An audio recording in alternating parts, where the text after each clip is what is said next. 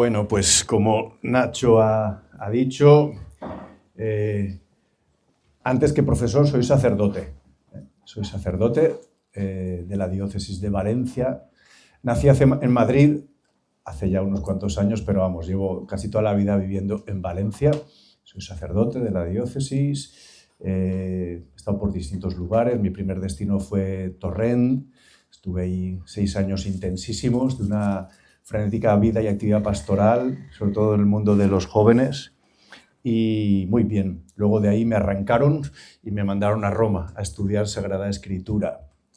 No lo veía claro, pero bueno, le dije al obispo, mi sí a la Iglesia es irrevocable, o sea que lo que me pidan, eso haré. Y nada, hice ahí la licenciatura en el Instituto Bíblico, luego el doctorado. En el 17 terminé la tesis y me volví para la diócesis. Estuve 3 años de párroco en la parroquia de San Bartolomé, en Alfara del Patriarca. No sé si conocéis. También estaba de capellán de la Universidad del CEU. Era conciliario regional de los equipos de Nuestra Señora, un movimiento al que estoy vinculado. De hecho, esta tarde, cuando termine, me voy a Siete Aguas a celebrar la Eucaristía con ellos, que tienen también ejercicios este fin de semana. Y nada, y hace ya unos años, 5 años, me mandaron a la facultad a dar clase. Y bueno, sí que le pedí al obispo que si era posible seguir vinculado a una comunidad parroquial, porque me ayuda mucho estar con la gente de a pie. Y nada, estoy adscrito en la parroquia de San Fernando Rey, en Valencia. No sé si sabéis por dónde queda. Cruce Pérez Galdós, Ángel Guimerá, pues por ahí. Y estoy ahí y luego doy clases en la facultad. Fundamentalmente las cartas de San Pablo, del Nuevo Testamento, y los escritos joánicos, es decir, el Evangelio de Juan, las cartas de Juan y el Apocalipsis. Y bueno, pues me invitó Nacho a venir aquí a compartir con vosotros este encuentro sobre los salmos. Y bueno, pues estuvimos hablando a ver cómo lo podíamos organizar, luego hablé también con Alessandra. Y bueno, la propuesta, si os parece bien, es esta primera, esto se llama Agora, ¿no? Agora, bueno, pues charla, meditación, lo que sea. Voy a hacer una introducción a los salmos, ¿vale? La primera parte va a ser qué eran los salmos, por qué se escribieron, género literario, las características fundamentales. Después, y luego la segunda parte será, yo había pensado coger los 5 salmos que Hakuna ha musicalizado, el Salmo 24, el 45, el 139, el 147 y el 150, y explicarlos, hacer un pequeño comentario sobre los salmos, todo de una forma como muy aterrizada, muy existencial. Tampoco voy a venir aquí con grandes exégesis en hebreo, en griego y con grandes teologías, como muy aterrizado a la vida, ¿vale? Y que sirva un poco para que también cada uno veamos y descubramos que los salmos, aunque son escritos de hace casi 3000 años, pues son muy actuales, y los podemos aterrizar a nuestra vida. Después tendríamos la hora santa, es decir, si la charla nos ayuda a poder, pues eso, ¿no? Un poco el entrar pues, en oración, pues la hora santa, adoración, después la comida, después de comer coloquio y concluiríamos con la Eucaristía, sobre las 5 en principio, sí, porque yo a las 6, 6:30 tendría que estar saliendo para Siete Aguas. Así que, nada. Podéis interrumpirme en cualquier momento si alguno tiene alguna pregunta, alguna duda, a medida que vaya hablando o explicando. Yo me iré moviendo, ¿vale? Algunas partes las haré aquí, sentado en la mesa, leyendo algún texto, otras igual me levanto, escribo, bueno, pues con toda libertad, ¿vale? Bien, lo primero que quiero decir es que agradezco mucho la invitación de estar aquí con vosotros y bueno, espero que esta charla pues os pueda servir, ¿no? Para acercaros un poquito más a los salmos, a la Biblia, a la palabra del Señor, sabiendo, y ya estoy empezando, que los salmos no son un libro de ideas abstractas. Esto es muy importante. Los salmos, y ahora escucharemos algún texto, pero los salmos no son libros de ideas abstractas, no son libros sobre teorías. Esto, por favor, que quede muy claro, los salmos son un libro de vida, un libro de vida. En los salmos lo que vamos a encontrar son personas reales que hablan desde lo más profundo de lo que viven, personas que hablan desde el miedo, desde alegría, desde la rabia, la culpa, la esperanza, la soledad, el amor, el cansancio, la confianza. Por eso, repito, aunque fueron escritos hace... Adelante. Aunque fueron escritos hace miles de años,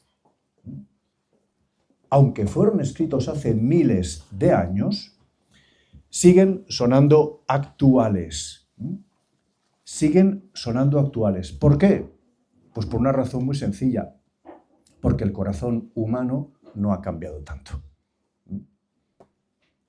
Fijaos que esto es una idea muy bonita. Los salmos, o mejor dicho, los que rezan los salmos, llamaremos el salmista, los salmistas, no esconden lo que sienten, no maquillan su fe. De hecho, a veces gritan, protestan, reclaman, dudan, a veces se sienten abandonados por Dios. Dios mío, ¿por qué me has abandonado? Salmo 22. Es decir, expresan lo que llevan dentro. Otras veces cantan, agradecen, celebran.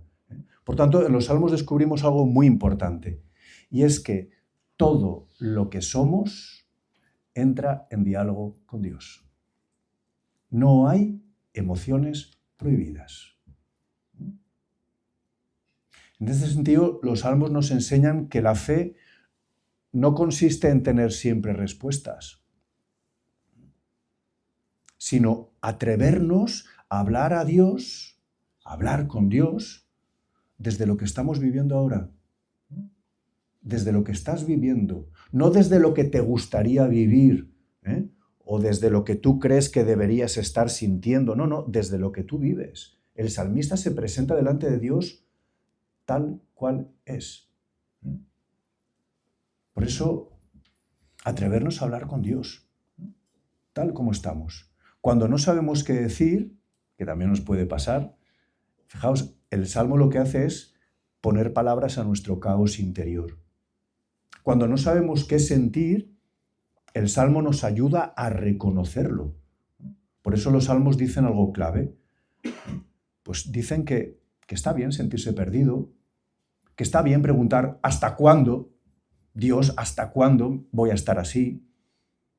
Que está bien no entender a Dios y aún así seguir hablándole.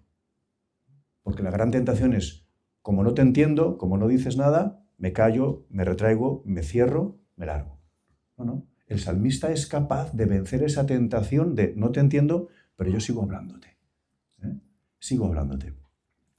En este sentido podríamos decir también que los salmos son como un espejo del alma.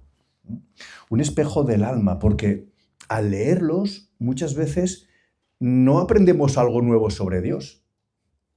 En realidad, lo que hacemos es aprender algo nuevo sobre nosotros mismos. Y al mismo tiempo nos recuerdan que no estamos solos en lo que vivimos, que otros han pasado ya por esta experiencia, que pasaron por lo mismo y hallaron un camino para seguir adelante. En definitiva, los salmos no se estudian con la cabeza, se rezan con la vida. No buscan que seamos perfectos, sino auténticos. Y quizá por eso siguen siendo uno de los libros más humanos y más divinos de toda la Biblia.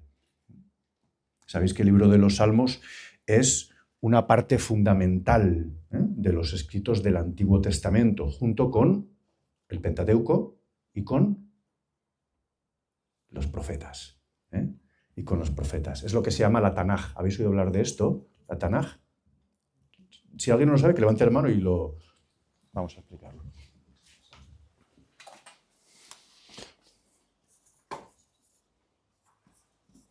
La Tanaj, o Tanakh, ¿vale? Pero pasa que la K los hebreos la hacen como si fuese una... ¿vale? Entonces, la Tanaj, esto es la Biblia de los hebreos, el Antiguo Testamento de los hebreos. Es un acrónimo, un acróstico, que viene de... ¿Quién me ayuda? Torá, el libro de la ley, que es el Pentateuco, Nevi'im, Im, bueno, esto en realidad sería una V, pero bueno, da igual. Neviim, que son los profetas, y Ketubim, que son los escritos. El verbo katab es escribir en hebreo, Ketubim son los escritos. Neviim, los profetas, profeta en hebreo se dice nabi, el plural se hace neviim. Por tanto, Torah, Neviim, Ketubim, la ley o Pentateuco, los profetas y los escritos, que son escritos sapienciales, escritos poéticos, estarían ahí, entrarían en todo, formarían la Biblia de los hebreos. Eso es lo que ellos llaman la Tanaj. Se le pone una A aquí para poder pronunciarlo, la Tanaj, ¿vale? Por lo tanto, ¿dónde encontramos los salmos? Dentro de los Ketubim. Formarían parte de este conjunto de escritos. Los salmos, este conjunto de escritos, nosotros, ¿os acordáis cómo le llamamos? Salterio. El salterio es el conjunto de los salmos, el salterio. ¿De dónde viene esta palabra salterio? ¿Una referencia con el salterio musical? O sea, con el... Sí, señor. El salterium, ¿qué era? Explícanoslo. Es un instrumento de cuerda pulsada, que es una tabla de madera así con unas cuerdas, y la gente toca eso. Que servía para acompañar los salmos cuando se cantaban. Porque, atención, los salmos estaban escritos, adelante, perdonada, Teresa de María, si no lo vuelves a repetir. Los salmos están escritos para ser cantados, no para ser rezados simplemente. Son canciones, son canciones. Por tanto, salterium, el instrumento de cuerda que acompañaba los cantos de los salmos. Luego, el salterio, en hebreo, tiene un nombre, que es tehilim. Tehilim. Está, bueno, sí, es una transliteración muy mala, pero para entenderos, tehilim. Aquí tenemos la raíz halal, que es alabar. De esto vamos a hablar después, ¿vale? Alabar, tehilim. Si os habéis dado cuenta, aparecen ya muchas palabras que acaban en im. Neviim, ketubim, tehilim, neviim. Esto es para ir abriendo boca y para que os animéis a estudiar en la Academia de Lenguas de la Facultad de Teología griego y hebreo, que es fundamental. Se lo decía antes a uno de vosotros, las lenguas bíblicas, griego y hebreo, no pueden ser un impedimento para que nos acerquemos a la palabra de Dios. Son un instrumento precioso para ver la peli en versión original. Y cambia todo. Es que cambia todo. Porque cuando tú lees, ¿habéis visto alguna película en versión original? ¿A qué no tiene nada que ver? No tiene nada que ver. Hay una cantidad de matices y de aspectos que en la traducción se pierden. Pues con el texto bíblico pasa lo mismo.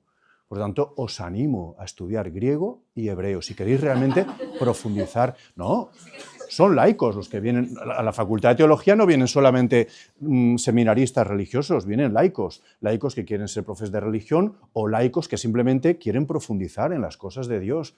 Algunos hacen todos los cursos, otros hacen solo, pues yo las asignaturas de Biblia, que es lo que me mola. Y además por la tarde la Academia de Lenguas, que tenemos todos los idiomas, griego, hebreo, sirio, copto, egipcio, latín, todo. Bueno, eso es importante. Neviim, ketubim, tehilim. Im es la terminación de un sustantivo masculino plural. Neviim. Mientras que ot es la terminación de un sustantivo femenino plural. Sabuot, semanas, por ejemplo. Sukkot, tiendas. Bueno, bien. Los tehilim, así le llaman. Los hebreos al salterio le llaman tehilim. Le llaman tehilim, que en realidad tehilim no significa salmos, significa himnos, que son una parte de los salmos. De esto hablaremos ahora. Y luego cada uno de ellos, en hebreo, se llama mitzmor. Lo escribo aquí.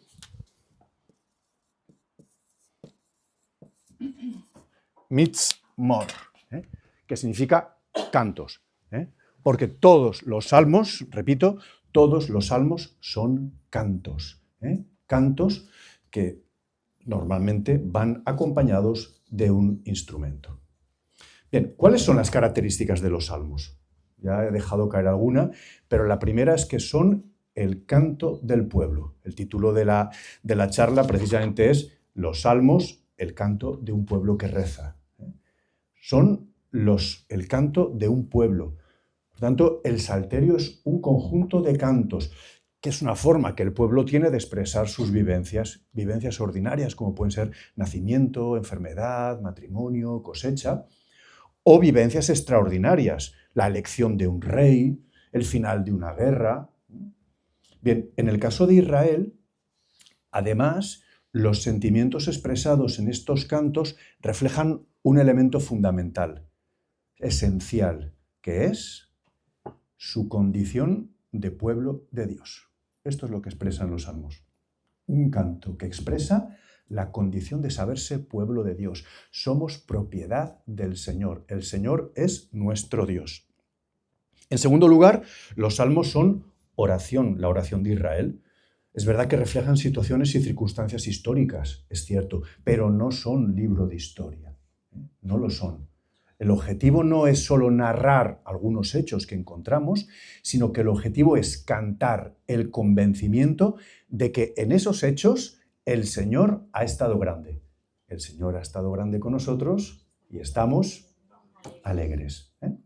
Por tanto, los cantos recogidos en el Salterio son sobre todo oración. A veces se cantan exultantes de fe, otras veces alaban a Dios por sus obras, dan gracias por su actuación, otras veces expresan el desgarro del pueblo o del hombre que está sumido en la angustia y en la soledad más profunda. Pero todos son oración, lo que os decía antes. Todos expresan cómo el salmista comparte eso con su Dios. En tercer lugar, los salmos están hechos para ser oración y ser utilizadas en la liturgia. Es decir, es el libro de oraciones del culto de Israel. Lo utilizaban en grandes celebraciones comunitarias, extraordinarias, como podían ser días penitenciales, o periódicas, como podían ser la fiesta de la Pascua, la fiesta de las tiendas, la fiesta de Pentecostés. Y eran como el libro de rezos que ellos tenían en el templo, en la sinagoga, cuando ya no existía templo, y luego posteriormente la Iglesia asume estos salmos. Y esto es muy bonito porque a mí me ayuda mucho y me da mucha devoción cuando rezo un salmo decir, ostras, Señor, es que tú has rezado con esto. Jesús era judío. Jesús ha rezado los salmos. Jesús ha rezado con los salmos. Y poder estar rezando los mismos salmos que Jesús, como buen judío, rezaba para dirigirse a Dios cuando estaba solo, cuando estaba en la sinagoga, cuando estaba en la cruz. Pues me parece que es como muy, muy fuerte, ¿no? Una llamada muy, muy buena a poder mantenerse, ¿no? en esta oración que no es mía, es de Jesús. Y de hecho todos los salmos nos apuntan a Jesús. En este sentido, cuando yo rezo y empezamos también pues, invocando la Trinidad y gloria al Padre, al Hijo y al Espíritu Santo, y rezo con la Iglesia, es la oración de la Iglesia ahora. Y esto me permite a veces poder rezar un salmo de angustia cuando yo estoy feliz y no me apetece angustiarme, o rezar un salmo de alabanza cuando yo estoy sumido en la mayor de las desgracias. Esto me permite vivir esta aparente paradoja o contradicción. ¿Cuándo se escriben los salmos? Pues mirad, normalmente se habla de los salmos del rey David, siempre, los salmos de David. De hecho, hay 72 o 73 salmos que dice, canto de David. El rey David, sabéis que vivió en el año 1000 antes de Cristo, año 1000 antes de Cristo.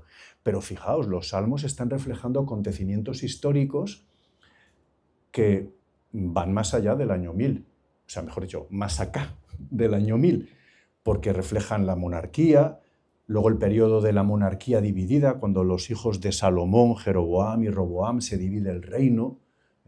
Después refleja también el exilio de Babilonia, cuando el pueblo de Israel es deportado, el postexilio.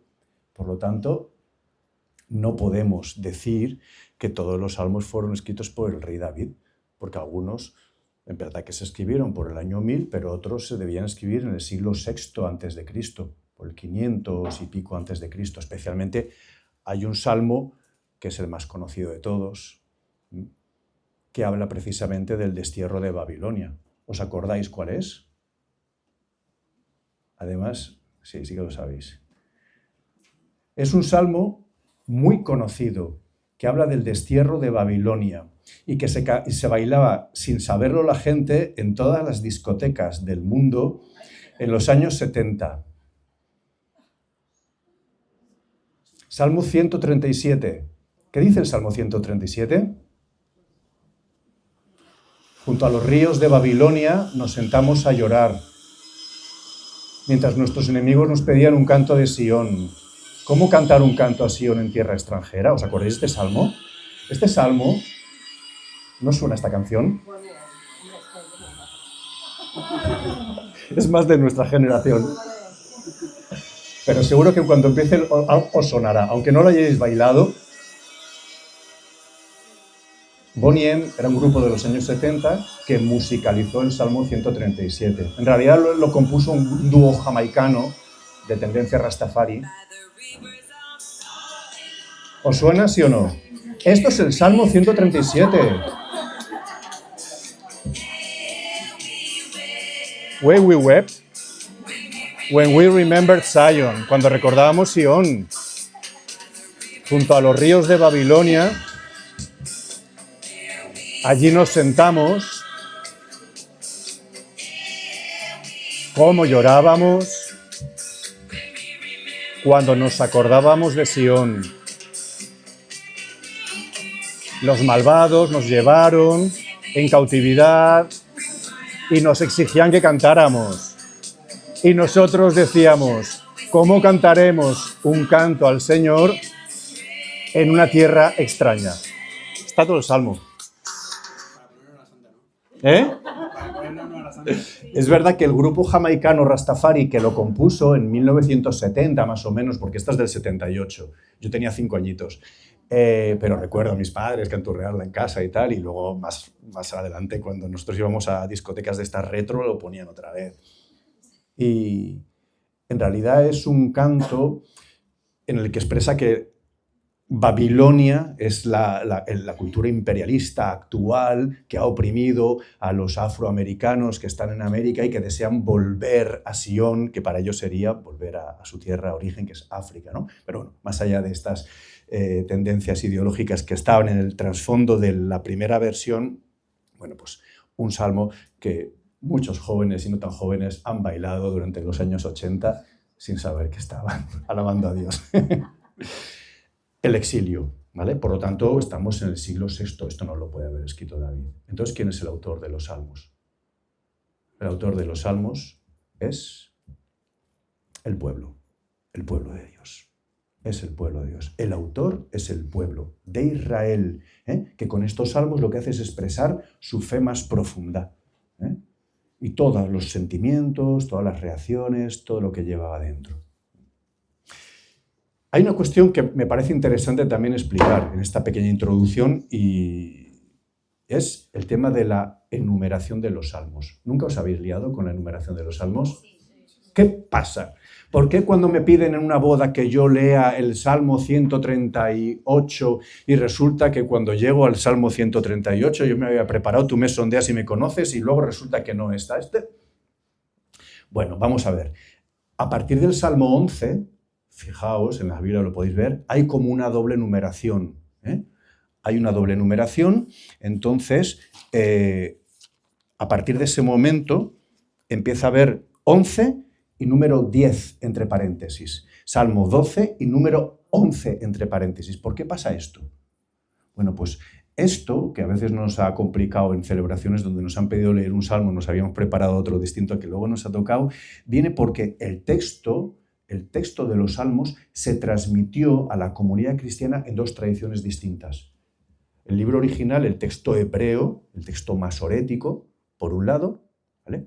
Y luego ese texto hebreo se tradujo, en el siglo II a.C., se tradujo al griego. ¿Por qué? Porque muchos judíos de la diáspora que vivían fuera de Jerusalén ya no hablaban el hebreo, hablaban griego y pedían rezar y leer el Antiguo Testamento, su Tanaj, en griego. ¿vale? Por tanto, tenemos dos versiones, la versión del texto masorético, texto hebreo, la versión de la Septuaginta, libro de los 70 o Biblia griega, Antiguo Testamento en griego. Dos versiones. ¿Qué pasó? Que la traducción griega en el Salmo, el Salmo 10, justo, el Salmo 10, lo unen, ¿vale? Mientras que en la Biblia hebrea el Salmo 11 es un salmo distinto, en la traducción griega el Salmo 11 lo ponen como segunda parte del Salmo 10. Por eso pone número 10 entre paréntesis. Y luego, por eso, el Salmo 12, que viene del texto hebreo, pone entre paréntesis número 11, porque el número que está entre paréntesis sigue la traducción griega. Pero ¿y esto por qué nos ha llegado así? Bueno, porque nuestras Biblias siguen la traducción del texto hebreo, mientras que los libros litúrgicos, es decir, los libros que encontramos, los leccionarios, siguen la traducción del texto griego. ¿Por qué? Pues porque la Vulgata, que es la traducción que hizo San Jerónimo, seguía la traducción griega. Y la Vulgata se convirtió en los primeros siglos en la traducción latina oficial de la Iglesia Católica. Por eso, en vuestras Biblias tenéis Salmo 11, pero si vosotros vais al leccionario de vuestra parroquia, veréis que ahí el Salmo 11, en realidad, ahí aparece como Salmo 10. ¿Vale? Esto es la explicación, luego lo podéis mirar y ya está, para no liaros más. Yo siempre sigo la traducción griega. Tanto cuando yo hablo de Salmo 100, el canto de me sobrepasa, tú me sondeas y me conoces, es el Salmo para mí 139. Y yo sé que aquí en la Biblia aparecerá entre paréntesis 138.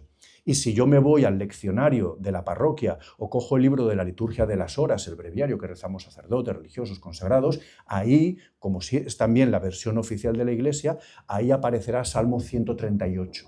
Sabiendo eso, pues ya está, no hay problema, no hay equivocación. ¿Vale? Bien. Y luego, en tercer lugar, quería comentar algo sobre los géneros literarios de los salmos. Esto es importante, porque para poder entender un salmo es necesario determinar el género literario. ¿Qué es el género literario? Un género literario es una forma concreta de expresar una idea, un contenido, lo que sea. Forma, estructura, las palabras, el estilo, todo esto forma, está levantando, el género literario. Encontramos fundamentalmente 6 géneros literarios. El primero de ellos es el género literario de los salmos. Perdón, los salmos no, los himnos.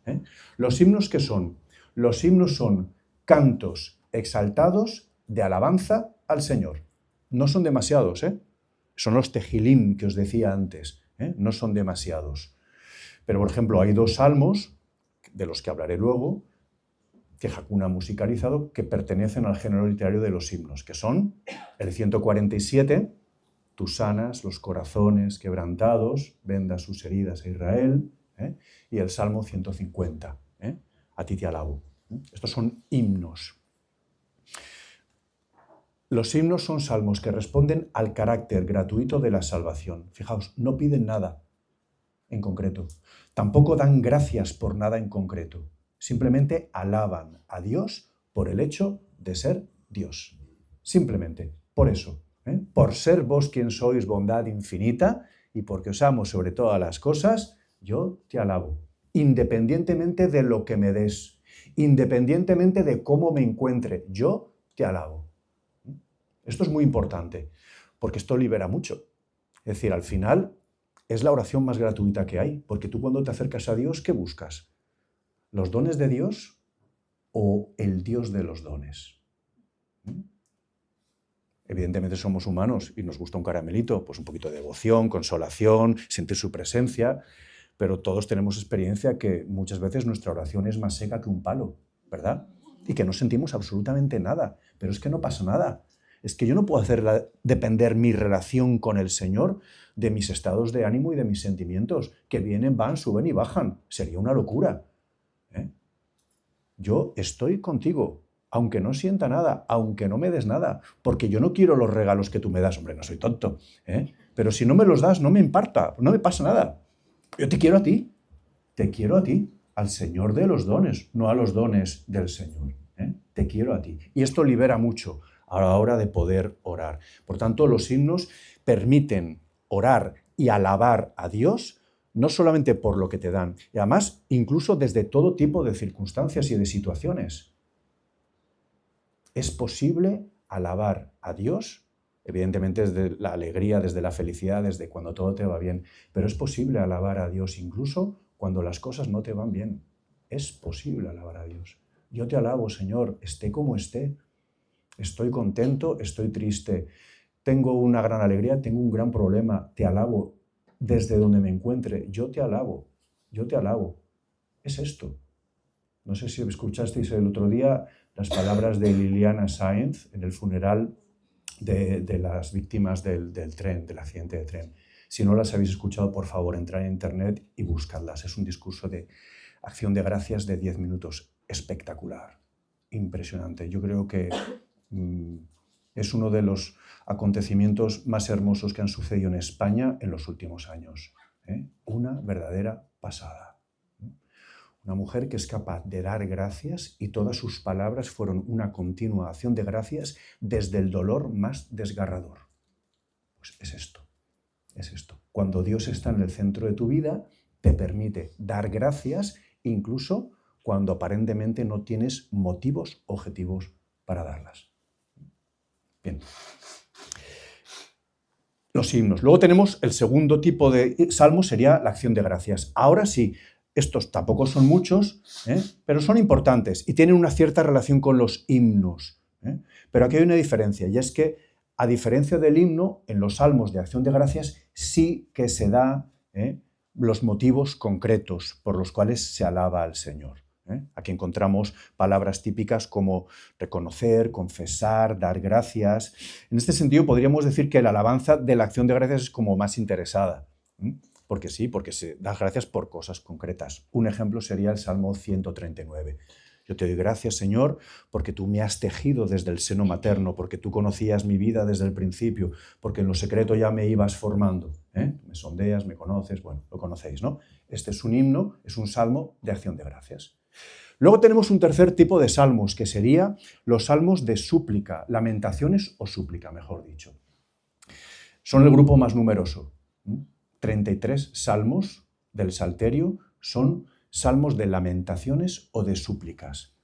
Y tiene una estructura sencilla. Hay una introducción donde se invoca el nombre de Dios. Esto es muy importante, porque empezar el salmo con la invocación del nombre de Dios, es decir, poner el nombre antes que nada, está expresando que su fe en Dios, que puede escuchar la súplica y hacer que el salmista supere la causa del lamento.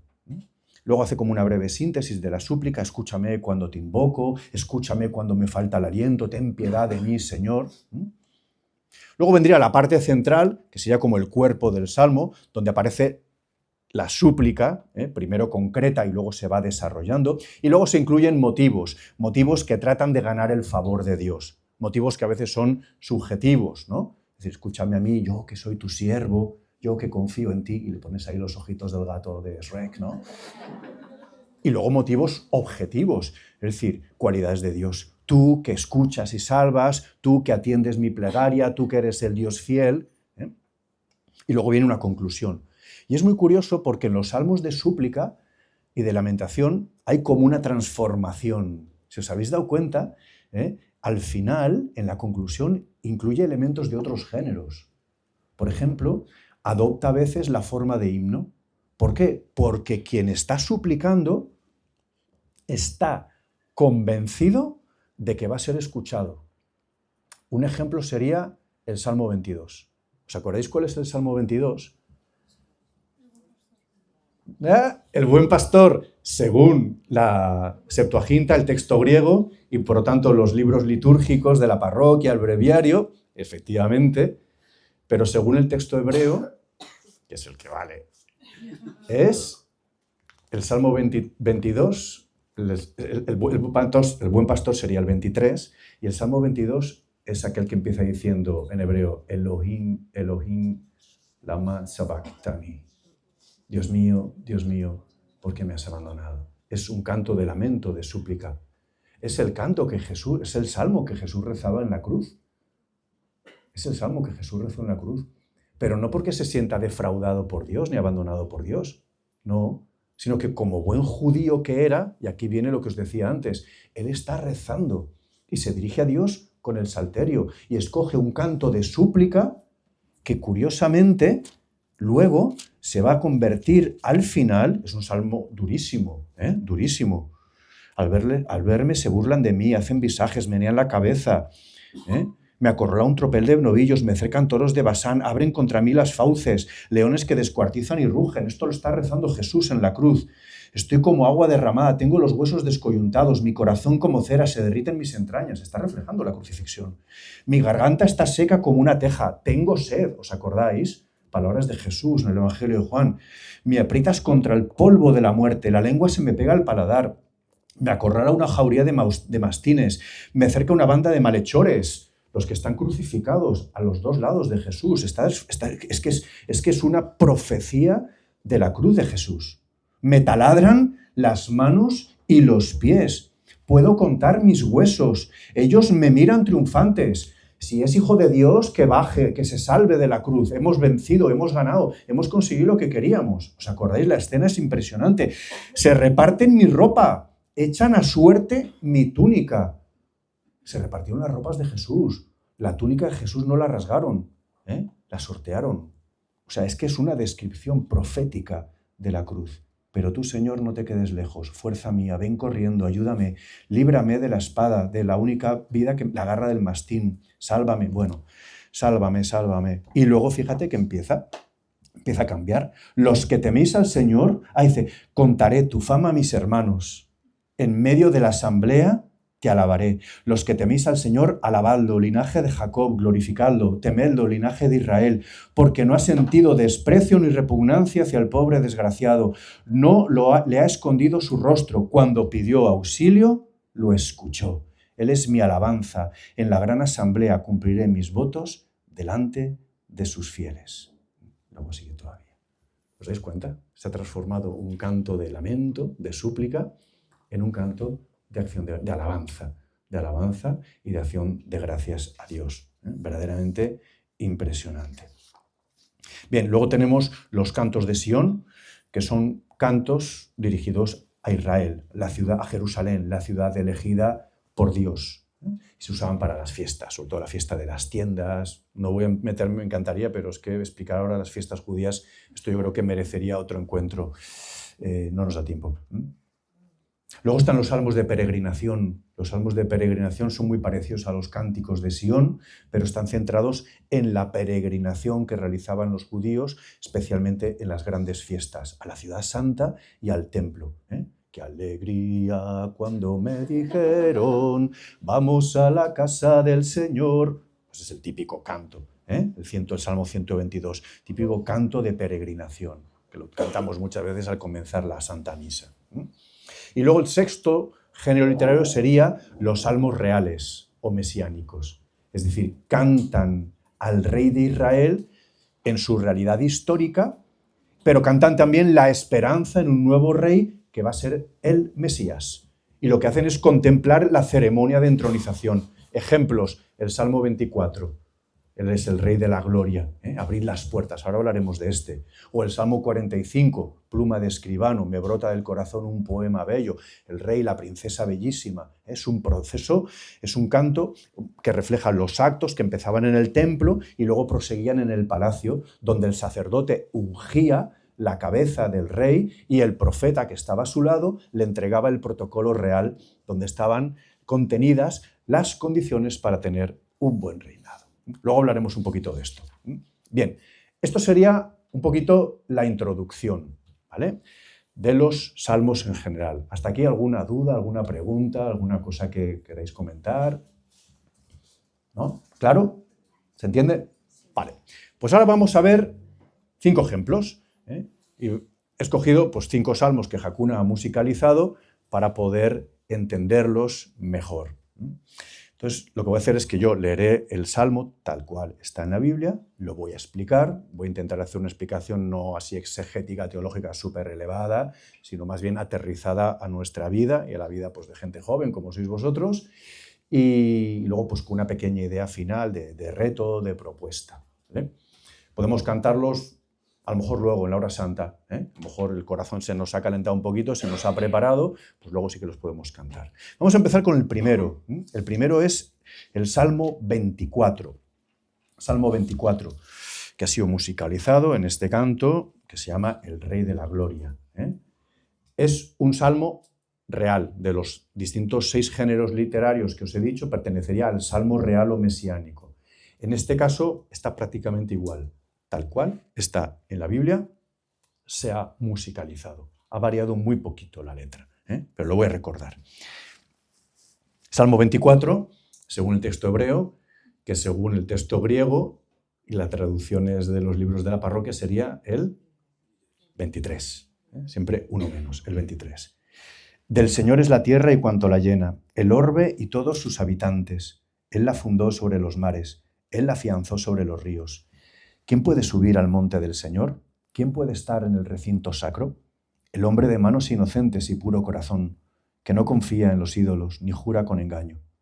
Ese recibirá la bendición del Señor, le hará justicia el Dios de salvación. Esta es la generación que busca al Señor, que busca tu rostro, Dios de Jacob. Portones, alzad los dinteles, que se alcen las puertas eternales, va a entrar el Rey de la Gloria. ¿Quién es ese Rey de la Gloria?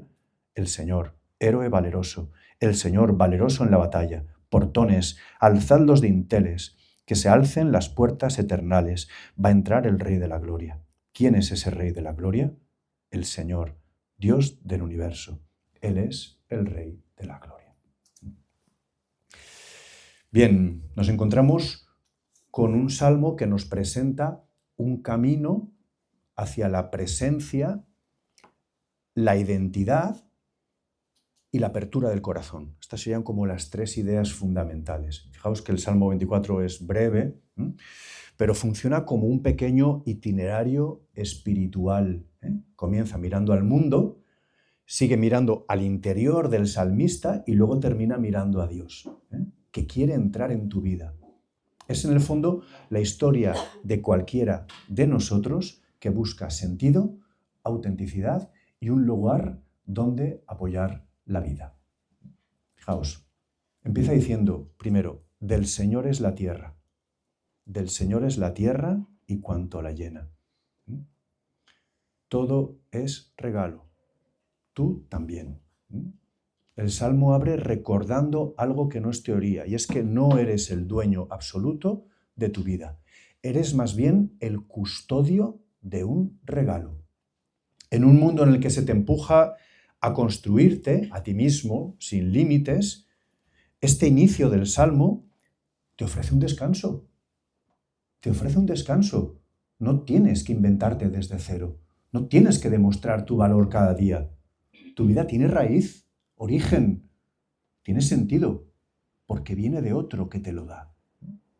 Y aceptar esto no te hace menos libre, al contrario, te hace menos esclavo de la autoexigencia y de las comparaciones. ¿Por qué? Porque te sitúa en la verdad. Y la verdad es que la vida no es una competición, es una misión recibida. Vamos un poquito más. ¿Quién subirá al monte del Señor? Esta es la pregunta que todos evitamos. ¿Quién subirá al monte del Señor? El Salmo lanza la pregunta que cualquier joven intenta esquivar con actividades, ruido, pantallas. ¿Quién soy yo realmente?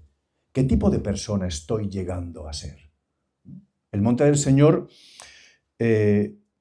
evidentemente, representa el monte Sión, donde está el templo. El monte siempre en la Biblia sabéis que es el lugar del encuentro con el Señor, ¿no?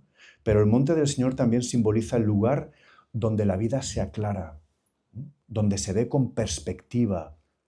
Se nos invita a subir para tener una mirada. Yo no sé si visteis una película, no habréis nacido, pero El Club de los Poetas Muertos. El profesor Keating dice, subid encima de las mesas para ver y contemplar desde una perspectiva diferente, ¿no? Bueno, pues tenemos que a veces hacer este ejercicio de subir cuando subes aquí al Garbí y ves esa vista espectacular, impresionante, donde todo se relativiza, hoy que además hace este aire y que se ve todo, es que se ve todo con este poniente que sopla, pues te da una claridad, te sitúa, pues eso, en la perspectiva de Dios, ¿no?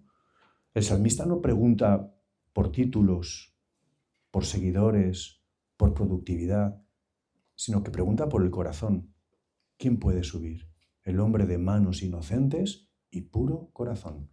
Atención, esto no significa ser perfecto, significa ser coherente, tener unas manos que no hacen daño, tener un corazón que no juega a doble cara, llevar una vida transparente, sin trampas, en un mundo de máscaras, de filtros, de autoedición.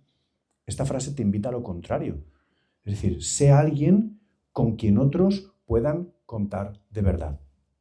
La pureza de la que se está hablando aquí no es un moralismo, no es legalismo, es entereza, es integridad, es unidad interior, que es lo que el Señor hace con nosotros. Nosotros que estamos divididos, el Señor lo que hace es unificarnos. Nosotros estamos divididos porque el demonio, el maligno, nos divide. Diablo viene del término griego diabolos, que es separar. El diablo es el que separa, el que divide. Y nos llama a vivir una vida coherente, una vida con unidad. Luego dice algo precioso: puertas, alzad los dinteles.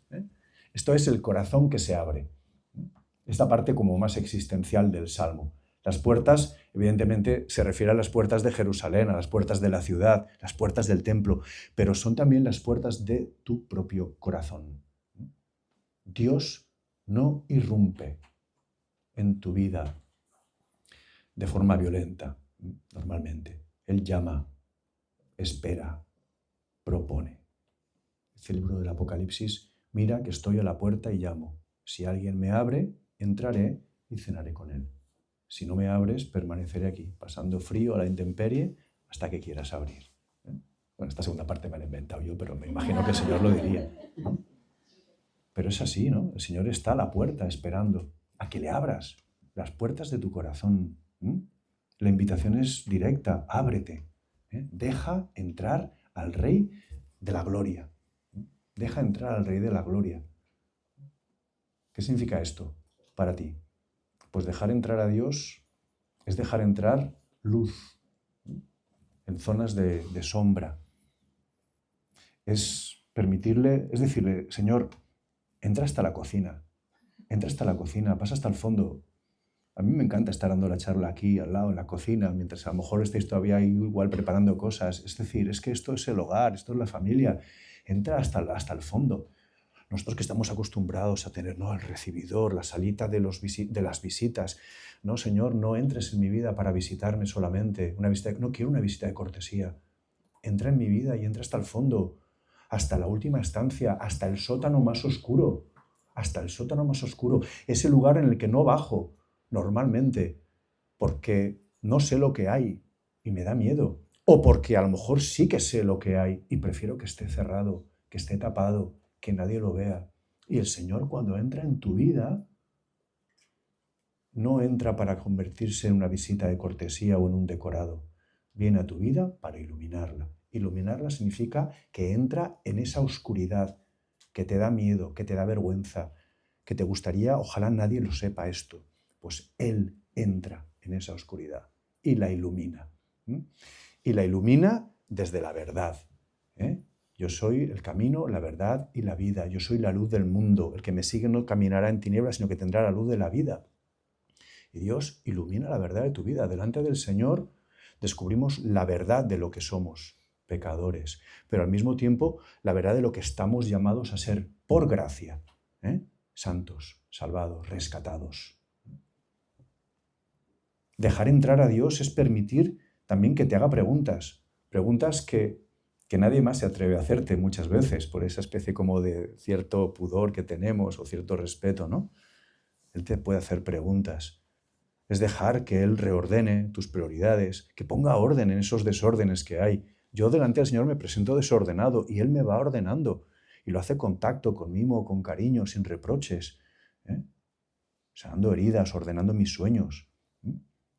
¿Por qué? Pues porque el Rey de la Gloria no es un conquistador violento, es aquel que trae peso, densidad y profundidad a tu vida. La palabra gloria es una palabra que viene en griego es doxa y en hebreo es kabod, C-A-B-O-D, kabod.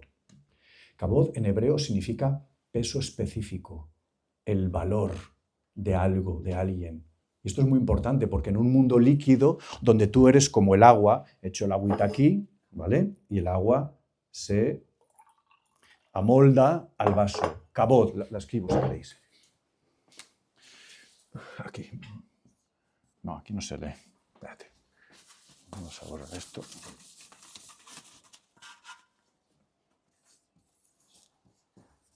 Es una transliteración muy simple, ¿vale? Sería un poquito más complicada, pero no voy a meterme con estos rollos. Kabod, ¿vale? Kabod. Esto es gloria, pero en hebreo realmente esta palabra, kabod, significa peso específico, ¿eh? El valor de algo, el valor de Dios. No es como en una sociedad líquida donde somos como el agua que nos amoldamos, se nos invita a tener una forma, a salir de esa liquidez en la que estamos constantemente, ¿no? A tener un peso, una densidad, una profundidad. En un mundo ligero, superficial, acelerado, Él es consistencia. El Rey de la Gloria es el Dios que te da consistencia, porque Él, esa expresión de esa gloria es consistencia. Y luego viene la pregunta, ¿quién es este Rey de la Gloria? Esta es la pregunta que define la vida. Y responde el salmista, es fuerte, poderoso, valiente en la batalla. Y ahora puede venirte otra vez la tentación de pensar en esa guerra violenta y especialmente contra aquellos que eliminarías de un plumazo. Pero cuidado porque la batalla no es contra otros, La batalla de la que se nos está hablando aquí es una batalla contra tus miedos, contra tus culpas, contra tu sensación de insuficiencia. Los enemigos normalmente no están fuera, están dentro. Están dentro. Él es el Dios que entra para luchar contigo, contra aquello que tú no puedes vencer solo. Tus comparaciones, tus adicciones silenciosas, tu miedo a decepcionar, tu dependencia de la mirada de los demás, tu cansancio interior, tus búsquedas equivocadas de amor, esa sensación de vacío. Pues bien, esos son los verdaderos enemigos que están dentro de nosotros. Y Él entra con poder. Entra con poder, porque Él es fuerte donde tú estás cansado. Él es valiente donde tú estás paralizado. Él es fiel donde tú dudas hasta de ti mismo. Y por eso vale la pena abrir. Simplemente por eso. Claro que vale la pena abrir. Bien, este salmo para cualquiera de nosotros, ya concluyo con este primero, ¿qué nos dice? Bueno, primero nos dice que no estás solo en el universo, que tu vida tiene raíz y propósito. Segundo, que tu identidad no es una máscara, sino que se construye desde un corazón sincero. Tercero, que puedes vivir con las puertas abiertas. No hace falta esconder tanto. Cuarto, que Dios no te exige, te sostiene. Entra para pelear contigo, no contra ti. Y por último, que la verdadera libertad es estar habitado y no vacío. Esta es la verdadera libertad, estar habitado. Abriré las puertas al Rey de la Gloria. Vamos con el segundo. Vale, bien, tenemos tiempo todavía. Salmo 45. Salmo 45, pluma de escribano. Otro salmo que se ha musicalizado manteniendo la letra prácticamente tal como la encontramos en el Salterio. Un salmo que pertenece también al género literario que hemos dicho antes. ¿Cuál? Real. Salmo real o mesiánico. Lo recuerdo. Me brota del corazón un poema bello. Recito mis versos a un rey. Mi lengua es ágil pluma de escribano. Eres el más bello de los hombres. En tus manos, en tus labios se derrama la gracia. El Señor te bendice eternamente. Cíñete al flanco la espada valiente. Es tu gala y tu orgullo. cabalga victorioso por la verdad, la mansedumbre y la justicia. Tu diestra te enseña a realizar proezas. Tus flechas son agudas, los pueblos se te rinden. Se acobardan los enemigos del rey. Tu trono, oh Dios, permanece para siempre. Cetro de rectitud es tu cetro real. Has amado la justicia y odiado la impiedad. Por eso Dios, tu Dios, te ha ungido con aceite de júbilo entre todos tus compañeros. Es la consagración de lo que hablaba antes. A mirra, aloe y acacia huelen tus vestidos. Desde los palacios de marfiles te deleitan las arpas. Hijas de reyes salen a tu encuentro. De pie a tu derecha está la reina, enjollada con oro de Ofir. Escucha, hija, mira, inclina el oído, olvida tu pueblo y la casa paterna. Prendado está el rey de tu belleza.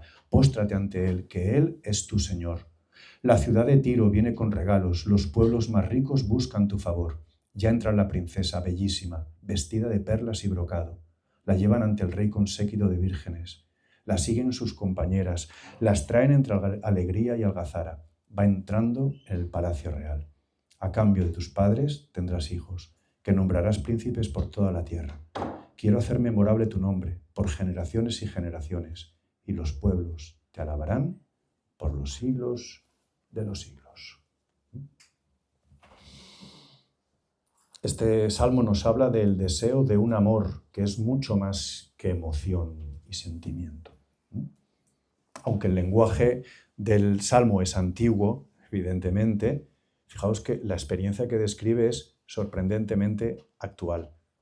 Y es que todos deseamos un amor que nos eleve, que nos haga mejores, que dé forma y sentido a nuestra vida.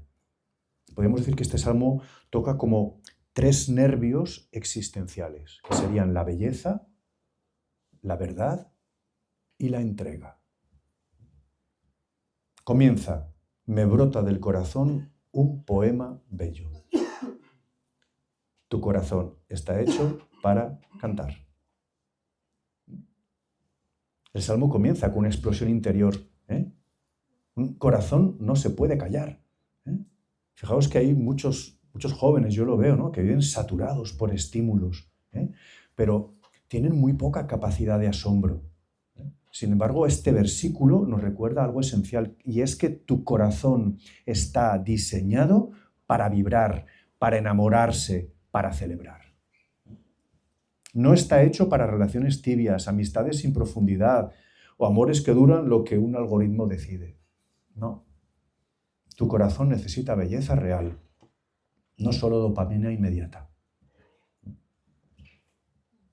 Segundo punto, el rey aparece, Es la imagen del amor que da seguridad. El Salmo describe al rey como alguien que es hermoso, no superficialmente, sino lleno de gracia. Es verdadero. ¿Por qué? Porque ama la justicia.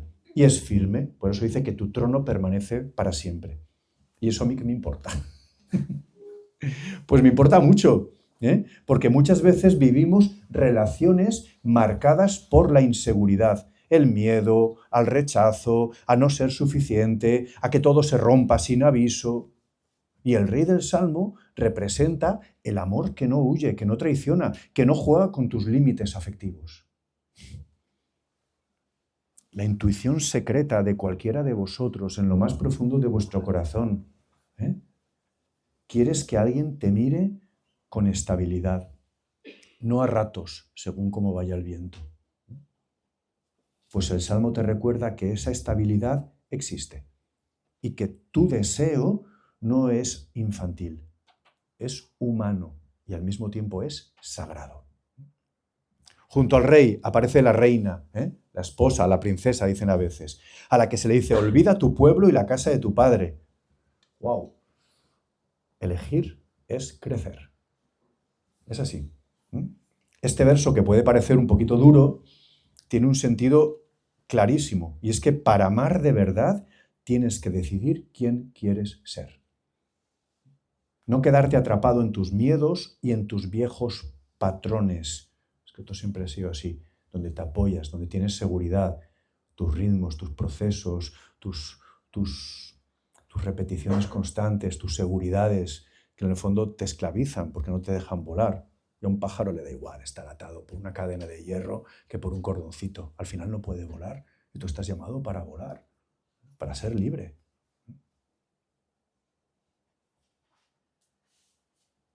¿Esto qué supone? Pues esto supone muchas veces cortar. A veces cortar con historias y con relaciones que te dañan. A veces dejar atrás versiones pobres y limitadas de ti mismo. Soltar amarras, seguridades falsas. Atreverte a entrar en relaciones que te hagan crecer. Amar implica renunciar, no por pérdida, sino por libertad. Y luego dice algo precioso. Dice, el rey se prendará de tu hermosura. Atención, porque tu valor no es negociable. Este versículo explosivo para la autoestima nos dice que la esposa, o sea, no dice que la esposa tenga que ser bella, sino que es mirada como bella, que es distinto, ¿eh? Es mirada como bella. El amor auténtico revela la belleza que lleva el otro, no la exige. No la exige, es capaz de descubrir el valor que hay en el otro. Y en una cultura donde la belleza se mide por filtros, cuerpos, métricas, el Salmo te dice, alguien puede mirarte y ver en ti algo que tú aún no ves. No necesitas perfección para ser amado, necesitas verdad. Y de esto hablaremos ahora. Y por eso, el quinto puntito de este Salmo sería que la princesa entra radiante. ¿Por qué? Porque cuando te sabes elegido, caminas distinto. ¿Es así? El Salmo muestra a la esposa entrando acompañada, luminosa. No es un desfile de moda superficial, es un símbolo de identidad recuperada. Para un joven de hoy, yo esto lo veo, ¿no? La imagen significa cuando sabes quién eres, avanzas sin miedo. Cuando te sabes amado, te vuelves libre.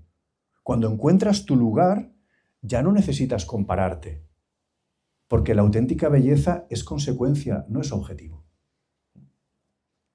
Por eso, concluyendo este salmo, para cualquiera de nosotros, ¿qué nos diría? Primero, que tu corazón está hecho para un amor que saque lo mejor de ti.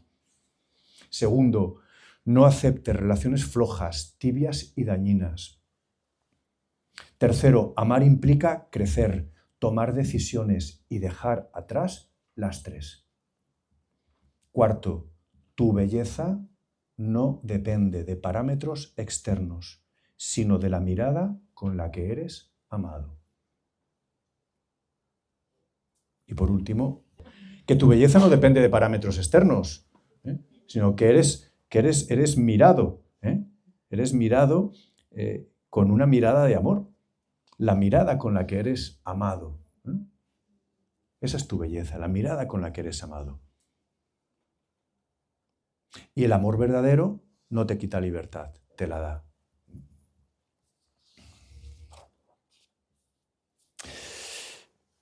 Vamos a dar un pasito más. Vamos a pasar ahora a un Salmo 139, en el texto hebreo, que según el griego y los libros de la parroquia sería 138. ¿Cómo se llama este Salmo? La canción me sobrepasa, me sobrepasa, tú me sondeas y me conoces. Lo voy a leer. Este Salmo también está bastante fiel. El canto es muy fiel a la letra, aunque se ha dejado el final. Ahora os diré por qué. Te doy gracias, Señor. Uy, no, estoy en el 138. Ahora, 139.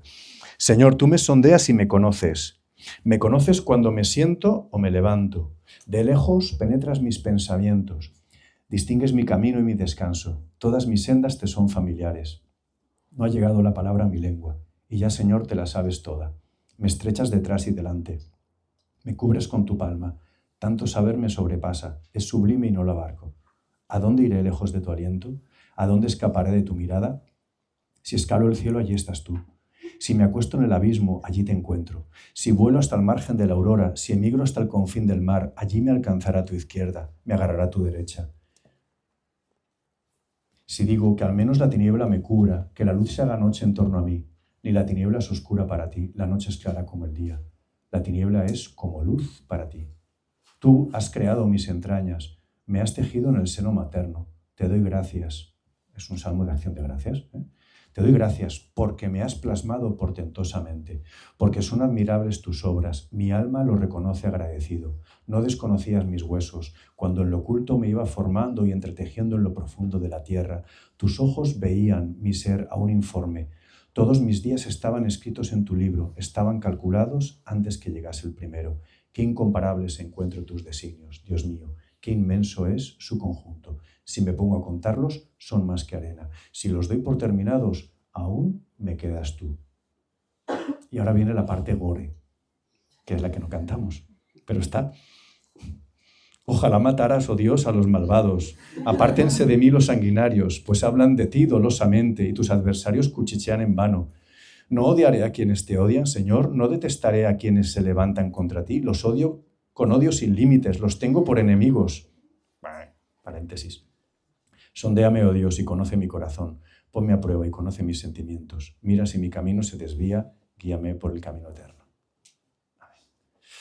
Bien, ese pequeño paréntesis no debe escandalizarnos, ¿vale? Esa expresión del salmista, lo que decía antes, no hay sentimientos prohibidos. El salmista mete aquí todo lo que lleva dentro. Y también es verdad que el pueblo de Israel, a lo largo de su historia de salvación, va como entrando en una pedagogía que tiene el Señor con él y le va a ir poco a poco mostrando la identidad de Dios, que culmina y se hace plena precisamente en la palabra de Dios que se hace carne en Jesús de Nazaret. Y esto evidentemente lleva un proceso. ¿Vale? Por esos arranques de violencia y esas expresiones que a veces nos pueden escandalizar, tenéis que situarlas en el contexto de la época en la que se escribieron. ¿Vale? Bueno, Salmo 139, es mi salmo favorito. Luego igual a lo mejor en el coloquio, igual si me dais mucho vino os cuento por qué. Luego lo contaré. Es un salmo que dice, reconoce que Dios te conoce sin máscaras, y te ama sin condiciones. No es una reflexión teórica, es una experiencia. Es el grito de alguien que descubre que está totalmente sondeado por Dios. Y por eso, lejos de ser una amenaza, es una liberación. ¿Cuántos jóvenes de hoy viven entre filtros, comparaciones y miedo a mostrarse vulnerables? Este salmo se convierte para todos en una verdad luminosa. No tienes que fingir para ser amado. Ya está bien. Y empieza, Señor, tú me sondeas y me conoces. ¡Wow! Esto nos invita a ser conocido sin defenderte. El salmista se asombra. Dios conoce sus movimientos, sus pensamientos, sus ritmos. No hay faceta de su vida que quede fuera. Para un joven, esta línea toca como un nervio muy profundo. Es decir, ¿qué pasa si me ven tal cual soy? ¿Y si descubren mis fragilidades? ¿Y si no estoy a la altura? Estas preguntas nos las estamos haciendo constantemente y nos están machacando. Pues el Salmo 139 ofrece una respuesta desconcertante. Dios ya te ha visto entero y no huye. Te conoce antes de que intentes impresionar. Te ve más allá de tus contradicciones. Es el final de la pose, de la actuación, del ser para gustar. Se ha acabado ya. Y luego dice, en segundo lugar, distingues mi camino y mi descanso. El Señor lo distingue, no eres un número. El salmista afirma que Dios conoce no solo tus actos, sino tus ritmos, tus cansancios, tus bajones, tus silencios. Por una persona o un joven de hoy en día que está hiperconectado y que sin embargo a veces se siente totalmente invisible o sustituible, esto es un terremoto interior. Eres visto, eres entendido, eres acompañado desde dentro. Hay alguien que sabe lo que te pasa, lo que te ilusiona, lo que te rompe. No necesitas palabras perfectas para comunicarlo. Como te salen, como te brotan, punto. Luego da un pasito más y dice, me estrechas por detrás y por delante. Fijaos, está hablando de una presencia que no agobia, sino que sostiene. Podría sonar un poco asfixiante, pero el contexto emocional del Salmo lo convierte justo en lo contrario. No está hablando de vigilancia, está hablando de cuidado. No es control, es protección. Tú imagínate subir una montaña difícil, sabiendo que alguien fuerte camina detrás para sostenerte si tropiezas y alguien camina por delante para abrirte camino. Bueno, pues esto es lo que expresa este me cubres por detrás y por delante. En un mundo donde tantas personas se están cargando con una soledad silenciosa, esto es un abrazo inesperado. No estás solo en lo que te supera, no estás solo, estás acompañado. ¿A dónde huiré de tu presencia? El salmista se plantea la posibilidad de huir, subir al cielo, bajar al abismo, perderse en el horizonte, al otro lado del fondo del mar, y descubre algo que cualquiera de nosotros hemos experimentado, y es que a veces no huimos de Dios, en realidad huimos de nosotros mismos. Por eso este salmo revela que no puedes ir a un lugar donde Dios sea tu enemigo. Incluso cuando te alejas, Él no se aleja de ti. Incluso cuando huyes, Él sigue caminando contigo. Y luego es precioso, dice, tú has tejido mis entrañas. Eres una obra pensada, no eres un accidente. Esta es una de las afirmaciones más revolucionarias para nuestra autoestima. Eres querido desde antes de que nacieras. Cada detalle de tu cuerpo y de tu alma han sido pensados, ¿no? Como dice la canción. Cada detalle. Tu vida no es fruto del azar, del capricho genético ni del error. Hay un diseño, hay una intención, hay una belleza profunda en tu ser. Para un joven que hoy está totalmente siempre, ¿no?, luchando con comparaciones, inseguridades corporales, heridas afectivas, pues yo me atrevo a decir que este versículo tiene una fuerza terapéutica. Tu valor es anterior a tus logros. Eres valioso, tienes valor. Y luego sigue, tú conoces hasta el fondo de mi alma. Esto es lo que significa el ser mirado por dentro y no ser rechazado. Fijaos que el salmista no tiene miedo a que Dios descubra sus cosas oscuras. Le deja pasar hasta el fondo, hasta el último sótano, ¿no? Se atreve a pedirlo, examíname, Señor, mira mi corazón. ¿Por qué? ¿Por qué? Pues porque descubre que ser conocido por Dios significa ser sanado, no juzgado. Ser amado con las partes luminosas que están en mi historia y ser amado también con las partes rotas. Dios no te ama a pesar de, sino con todo lo que eres. Y hay una frase que me gusta mucho y la repito con frecuencia, ¿no? Dios te quiere como eres, pero te sueña mejor. Te quiere como eres. No tienes que hacer nada para que te quiera. No puedes hacer nada para que te deje de querer. Pero como el amor verdadero no se cruza de brazos, sino que siempre saca y potencia lo mejor del otro, Dios no se conforma. Por eso te quiere como eres, pero te sueña mejor. ¿Te atreves a descubrir ese sueño de Dios sobre tu vida? ¿Te atreves? Bien, por tanto, concluyo con este salmo. Este salmo nos dice 5 cosas muy importantes. Primera, no tienes que ocultarte. Eres plenamente conocido y plenamente amado. Segunda, tu historia no es un accidente. Tu historia, hasta los capítulos más dolorosos de tu historia, forman parte de una historia de amor. Y a lo mejor hoy no lo haces, pero llegará un día en que llegarás a dar gracias y a alabar al Señor hasta por esos capítulos. No porque hayan sido felices, que no lo han sido, sino porque descubrirás que ahí estaba Dios. Por lo tanto, tu historia, tu vida, tiene una intención y una belleza desde el origen. Tercero, no estás solo en tus luchas internas. Dios camina a tu ritmo, incluso cuando te pierdes. Cuarto, tus sombras, esas que te dan tanto miedo, no asustan a Dios. No asustan a Dios. Él las ilumina y las ilumina desde dentro. Y en quinto lugar, el camino espiritual no es escapar de ti mismo, sino permitir que Dios entre en tu verdad, en lo que eres.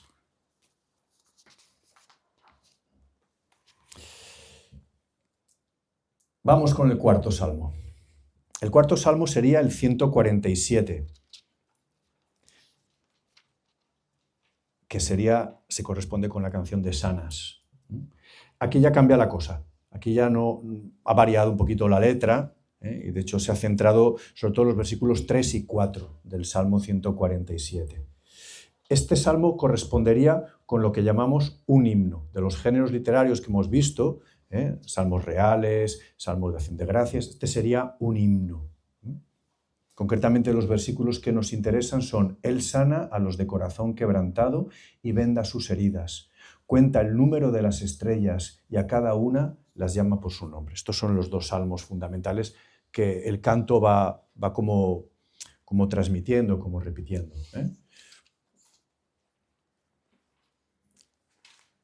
Lo primero que diría es que un corazón roto no es un error.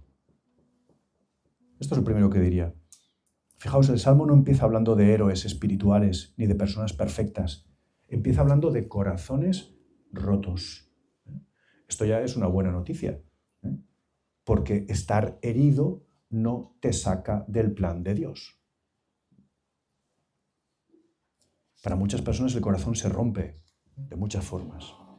Expectativas que no se han cumplido en tu vida, relaciones dolorosas, presión de alguien que está ahí, soledad, que la sientes, incluso aunque te encuentres rodeado de mucha gente, heridas que no se ven en Instagram. Bueno, hay muchísimas. El corazón se rompe de muchas formas. En la canción Sanas, Hakuna pone palabras a lo que muchos jóvenes sienten y no saben decir. Hay heridas invisibles, hay cansancio interior, hay miedo a no ser suficiente. Pues bien, este salmo, el Salmo 147, que es un himno, no promete una fe sin heridas, sino un Dios que no pasa de largo. Esto es de lo que nos está hablando. Dios no te dice, espabila. No, te dice, déjame tocar eso que escondes. Segundo lugar, y esto me parece precioso, Dios no tiene prisa contigo. El Salmo no dice, Dios explica tus heridas. Dice algo más fuerte, Dios las venda. Es decir, no las ignora, no las minimiza, las toca. Y lo hace con paciencia, como quien sabe pues que hay heridas que necesitan tiempo.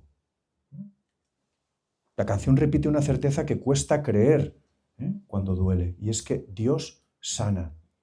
No dice Dios arregla rápido o Dios hace que no duela, no. Dios sana. Me acuerdo cuando era pequeño que jugábamos a indios vaqueros, a polis y cacos, y cuando te mataban se acercaba uno corriendo y te decía, chiquicha, curado. No, esto vosotros ya no habéis jugado, o sí, algunos sí, menos mal. Chiquicha, curado, y ya podía seguir corriendo, ¿no? Pues no, Dios no es del chiquicha curado. No, no es así. Sanar implica tiempo, implica proceso, implica acompañamiento. ¿Cuántos de vosotros os acompañáis con alguien? Pues lo mismo en el Salmo. Dios no elimina la herida de golpe. Dios la venda. Se queda contigo mientras duele. Se queda contigo mientras duele.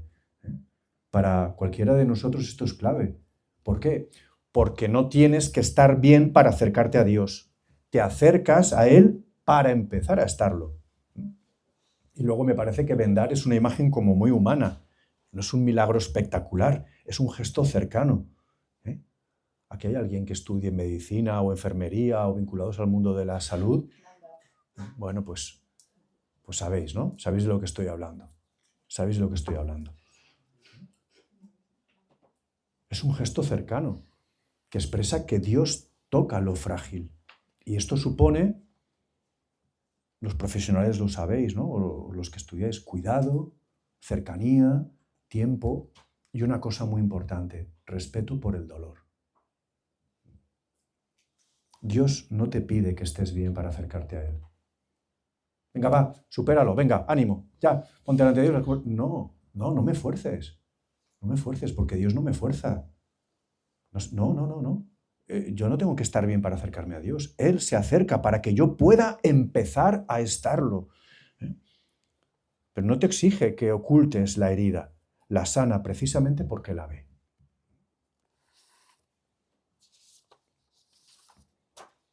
Y luego me parece impresionante, ¿no? El Dios inmenso que se fija en lo pequeño. Justo después de esto, el Salmo hace un cambio impresionante. Cuenta el número de las estrellas, a cada una la llama por su nombre. El mismo Dios que conoce cada estrella, algo que sería imposible de contar para nosotros, conoce también tu herida concreta. No te ama en general, te ama con nombre propio. Dios llama por su nombre a cada estrella. ¿Cómo no vas a ver lo que te pasa hoy? Si no se confunde entre miles de millones de estrellas, tampoco se confunde contigo. La canción, que es preciosa, ¿no? Parece íntima, casi frágil, ¿eh? Y sin embargo el Salmo recuerda algo impresionante. Cuenta el número de las estrellas, a cada una la llama por su nombre. El Dios que sana tu herida concreta es el mismo que sostiene el cosmos. No es un consuelo barato, ¿eh? Es un Dios inmenso que se fija en lo pequeño. Así es, Él conoce cada estrella, Él conoce tu nombre. Si no se equivoca contando estrellas, tampoco se equivoca contigo. Y luego la canción Sanas rompe, basada en este Salmo 147, es que rompe completamente la lógica del mundo.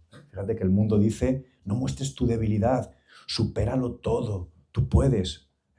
Odio que me digan, venga, tú puedes, ánimo, eres fuerte, eres más valiente de lo que te crees. Pues no, perdona, no soy fuerte ni valiente, soy débil, soy un cobarde, soy muy frágil, pero me agarro de la mano de aquel que es fuerte y de aquel que me sostiene. Soy frágil, pero no soy tonto. Claro. Y el mundo te dice eso, supéralo solo, tú puedes, tú tienes fuerza. O peor todavía, si duele es porque algo mal hiciste, algo te equivocaste, metiste la bala hasta el fondo.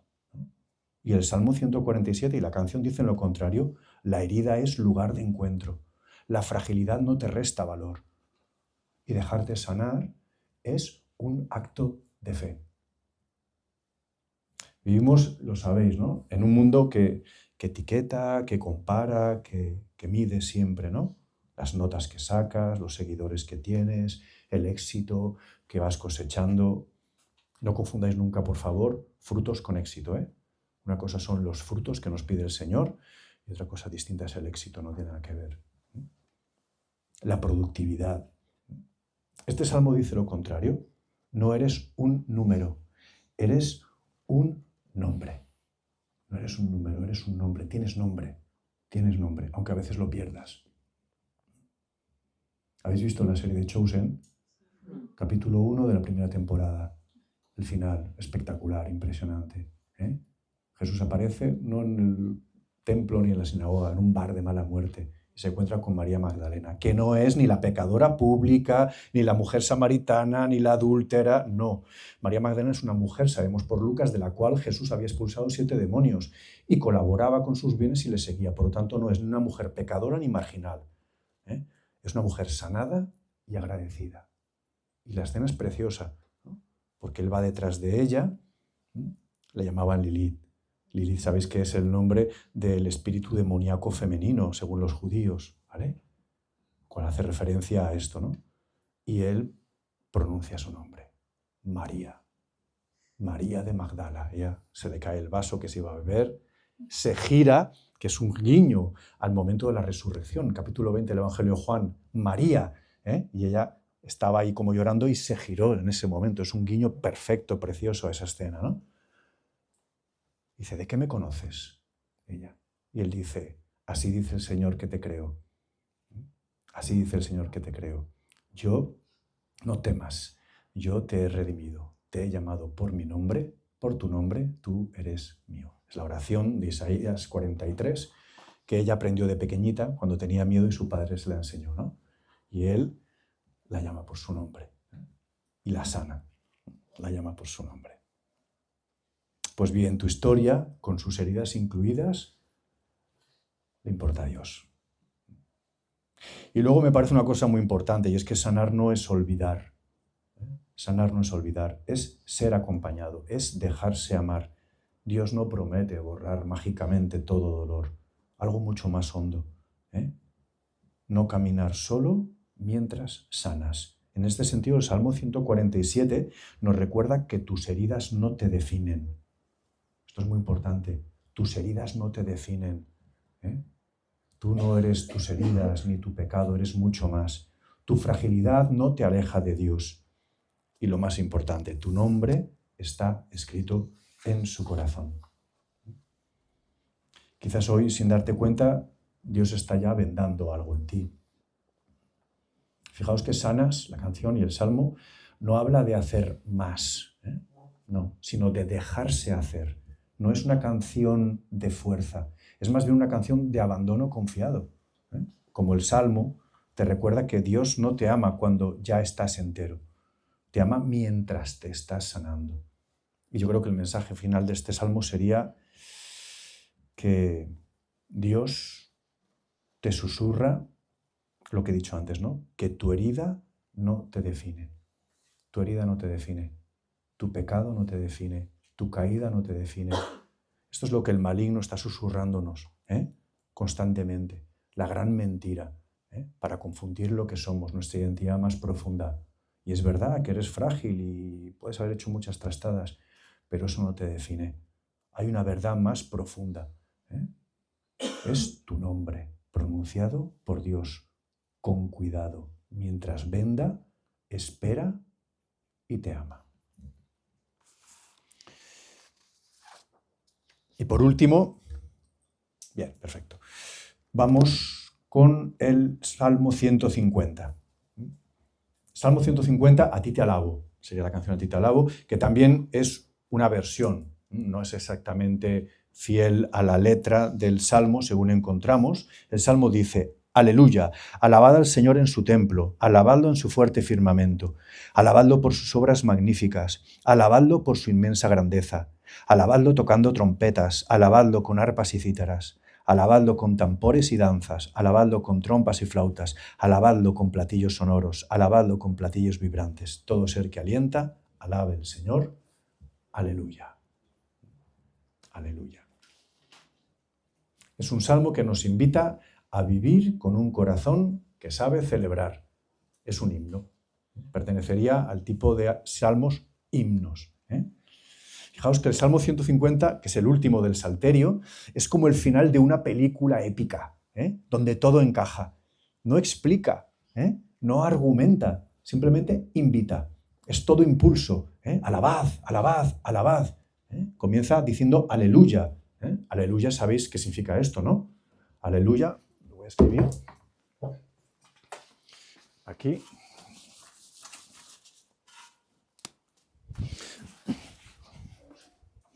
Aleluya viene de dos palabras. Una es, en realidad sería alelú, que sería vosotros alabad. Halal sería el verbo alabar. Si lo haces en imperativo plural masculino de la segunda persona sería vosotros alabad. Alelú es el masculino de la segunda, ¿vale? Alelú, vosotros alabad. Y luego ya, ¿qué es ya?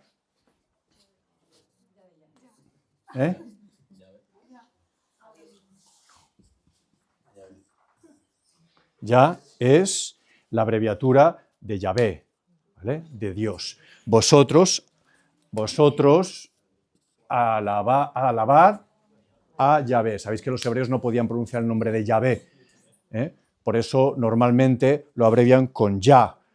O por ejemplo tampoco pueden decir, sabéis que Dios se puede decir de distintas formas. Yahvé, que sería el Señor, Elohim, que sería Dios. Y ellos normalmente no lo pronuncian, porque Dios es inabarcable, no se puede pronunciar su nombre. Entonces, sería algo así como una forma de mantener el respeto, ¿no?, por el nombre de Dios.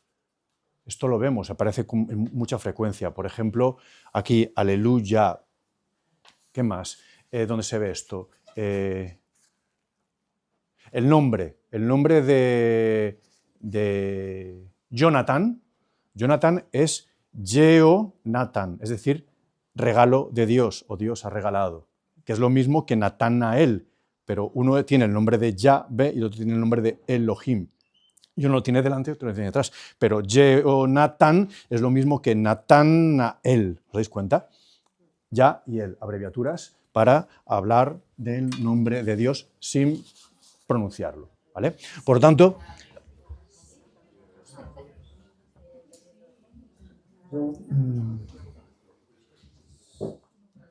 Juan, el nombre de Juan, ¿hay alguien aquí que se llame Juan? ¿Qué significa tu nombre? ¿Eh?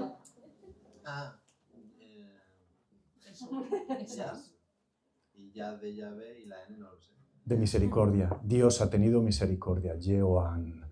Dios ha tenido misericordia. Mi nombre, Jesús, es Yehoshua. Yehoshua es el Señor salva. Pues aquí se ve, ¿no? Es una forma. Bien, pues, aleluya es alabad vosotros a Dios. Es una invitación, Y yo creo que este salmo toca un punto vital, y es que la vida no puede vivirse solo desde el esfuerzo, desde la superación o desde las heridas. Necesita también celebración, gratuidad, gratitud, fiesta interior. Es esto, fiesta interior. Empieza diciendo, alabad a Dios en su santuario. Esto es fundamental. Tu vida necesita un lugar interior donde respirar. El Salmo empieza situando la alabanza en el santuario. El santuario es el lugar donde Dios habita. Pero ese santuario hoy no es un templo de piedra. Es tu interior. Es ese lugar donde eres verdadero y donde nadie más entra sin tu permiso. Muchas veces veo jóvenes que vienen como muy dispersos, saltando de estímulo en estímulo. Y este salmo nos propone lo contrario. Párate, vuelve a tu centro, escucha tu vida desde dentro, desde lo que eres, porque allí empieza la alabanza. Es el reconocimiento de que no todo depende de ti. Sigue diciendo, alabadlo por sus obras, por su grandeza. Es decir, no pierdas la capacidad de asombro. La alabanza no es una obligación, es una reacción. Cuando algo es realmente grande, te hace decir, wow. Y lo dices de forma espontánea, ¿verdad? Nadie te obliga, te sale, wow. Pues yo veo mucha gente que están tan saturados, la saturación digital, que ha anestesiado completamente, esta saturación ha anestesiado su capacidad de asombro. Nada sorprende, nada conmueve, nada permanece. Pues el Salmo nos invita a recuperar el asombro original, la belleza de una amistad auténtica, un perdón recibido, una intuición que te cambia el día, un atardecer que te reconcilia. Pequeñas cosas que están ahí y que de repente asombrarte ante eso. Yo os lo decía antes, me quedé asombrado el jueves por la noche cuando escuché las palabras de Liliana Sáenz, ¿no? O sea, y me ha cambiado el resto de la semana. Desde que escuché esas palabras, mi corazón experimenta una consolación y una alegría que me faltaba. O sea, impresionante. Por lo tanto,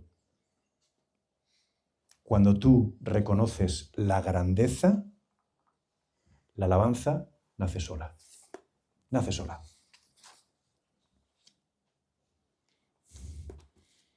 Luego dice alabadlo con trompetas, arpas, tambores. Esto es muy bonito porque lo que nos está diciendo es que la fe no es aburrida, es ritmo. Y la lista de instrumentos es que es casi exagerada. Trompetas, arpas, címbalos, danza. Y el mensaje es clarísimo. No reprimas la alegría, exprésala. Este salmo es como un golpe frontal a la idea de que la fe es gris o apagada.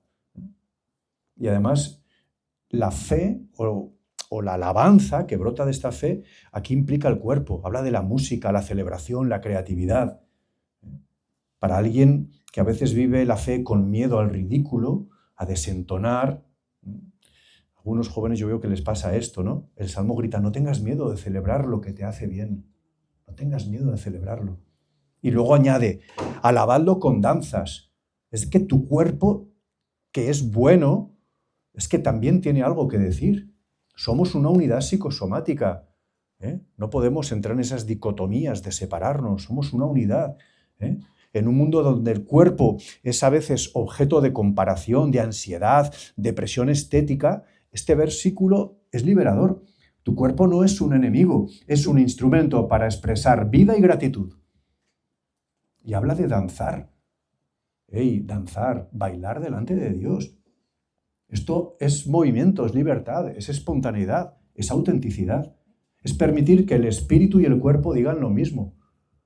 Yo no puedo alabar a Dios cruzado de brazos. Yo no puedo. Yo me acuerdo cuando estuve en el concierto de U2 hace ya años, creo que fue la gira 360 grados.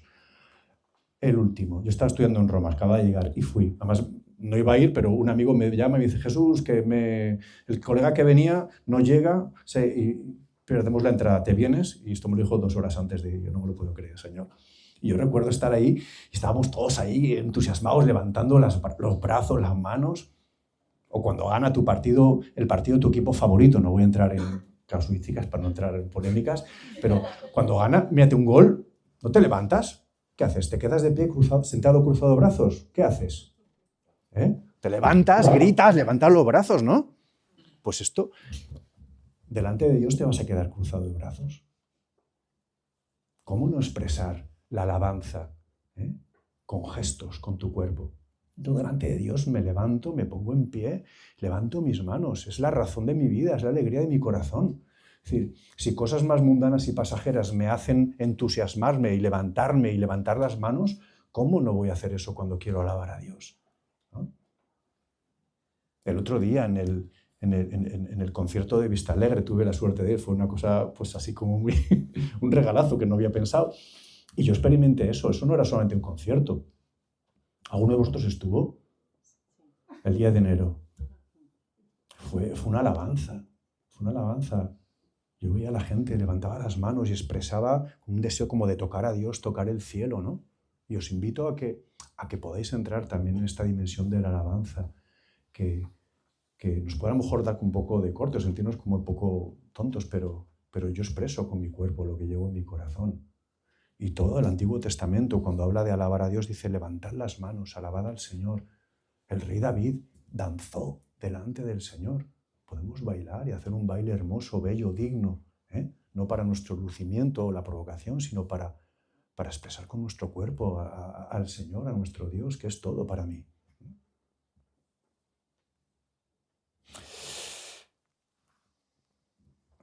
Alaba con lo que eres, no solo con lo que piensas, con lo que eres. Y soy cuerpo, soy espíritu. Y hablan y dicen lo mismo. Y luego termina el Salmo diciendo, todo cuanto respira, alabe al Señor. Esto es genial, porque si vives, ya tienes motivo. El Salmo termina con una frase que abarca a todos. Si respiras, puedes alabar. No pide estar bien, ni perfecto, ni motivado, ni sin problemas, lo que os estaba explicando antes. Solo pide una cosa, respirar. Porque respiro, puedo alabar. Desde donde estoy, desde la alegría, desde la enfermedad, desde la pobreza, desde el dolor, no me importa. Porque el centro de mi alabanza no soy yo y mis cositas. El centro eres tú, que pones luz y das sentido a lo que vivo y a lo que me pasa. Y porque te miro a ti y no me miro a mí, puedo alabar y puedo dar gracias desde cualquier situación, lo que os decía antes de las palabras de Liliana, desde la situación del desgarro, dio gracias y dio un testimonio de fe impresionante, impresionante. La vida misma es ya un motivo para agradecer. Por eso este salmo nos da un mensaje liberador para todos, ¿no? Para todos los que luchamos con la ansiedad, el cansancio, las dudas. Y es que no tienes que sentirte espiritual, entre comillas, para alabar. Basta estar vivo. Basta. Por eso concluyo con 5 cositas. Este salmo para hoy, ¿qué nos dice? Primero, la alegría también es espiritual. Necesitas celebrar, no solo esforzarte. No somos pelagianos, nos apoyamos y nos da la fuerza el espíritu que habita en nosotros. Luego tu interior es un santuario, cuídalo, vuelve a él, porque eres habitado, no estás vacío, eres habitado. Recupera la capacidad de asombro, tu vida es más grande que tus pantallas, mucho más. La fe puede ser música, ritmo, danza, cuerpo. No esperes, lo último, a que todo esté perfecto para agradecer. No esperes. Si respiras, ya puedes alabar. Y termino, esto me lo voy a saltar porque si no ya no da tiempo. No. termino concluyendo que en el fondo esta presentación que he hecho de los 5 salmos, si os habéis dado cuenta, en el fondo lo que nos ayuda es a vivir un camino espiritual en 5 movimientos. El Salmo 24. Cada salmo tiene como una pregunta clave y como una experiencia humana. El Salmo 24, el Rey de la Gloria. La pregunta clave es ¿quién manda en mi vida? ¿Quién es el Señor? ¿Quién es el Rey de mi vida? Y la experiencia humana de la que está hablando es la conversión. Señor, toma tú las riendas. La corona que yo me pongo, te la doy, para que la lleves tú. El Salmo 45, pluma de escribano. La pregunta clave sería ¿qué amo de verdad? Y la experiencia humana sería la elección del corazón. A veces hay que dejar el coste de oportunidades, ¿no? Dejar algo para quedarte con algo mejor. El Salmo 139, la pregunta clave sería ¿quién soy realmente? Y la experiencia humana de la que nos habla es la identidad, tu identidad. El Salmo 147, sanas, ¿qué hace Dios con mi dolor? Esta es la pregunta, ¿qué hace Dios con mi dolor? Y la experiencia humana es sanación. Y por último, el Salmo 150, la pregunta clave sería ¿cómo respondo a todo esto? Y la experiencia humana es gratitud y misión. Por eso se cumple lo que os decía al principio. Estos salmos son textos antiguos, algunos tienen casi 3000 años, pero en el fondo son actuales. Son etapas del camino interior de la persona que busca vivir a fondo y que pasa del control al encuentro. El Salmo 24 tiene una pregunta clave que es ¿quién manda en mi vida? El Rey de la Gloria, ¿quién manda en mi vida? Y la experiencia sería, de este salmo, la conversión. Dejar que el Señor sea el Rey de mi vida, de mi historia, ¿no? El Salmo 45, que sería el canto de pluma de escribano, la pregunta clave sería ¿qué amo de verdad? Y la experiencia humana sería la elección del corazón. Aprender a elegir, optar, y a veces tengo que dejar la casa paterna para empezar una etapa nueva en mi vida. El Salmo 139 sería, tú me sondeas y me conoces, me sobrepasa, ¿quién soy realmente? ¿Quién soy realmente? Y la experiencia humana es la identidad. Yo he sido tejido, deseado, pensado, soñado por el Señor. El Señor me había soñado. Soy querido, no soy error, no soy fatalidad, no hay casualidad. A pesar de que en mi vida puede haber experiencias de rechazo, incluso en mi familia, incluso cuando nací. ¿Cuántos hijos no hemos sido especialmente deseados y luego pues, nos ha cogido cariño? Bien, bromas aparte. Identidad. Salmo 147 sería el salmo del canto de sanas, ¿qué hace Dios con mi dolor? Y la experiencia sería la sanación. Y el Salmo 150, a ti te alabo, sería ¿cómo respondo a todo esto? Y la experiencia humana sería gratitud y misión. Por eso os decía que los 5 salmos, digamos que son como las etapas de un camino interior de la persona que busca vivir a fondo, que busca vivir en serio, y que pasa de una situación de control a una situación de encuentro, de una situación de miedo a una situación de confianza y sobre todo de una situación de herida a una situación de alabanza.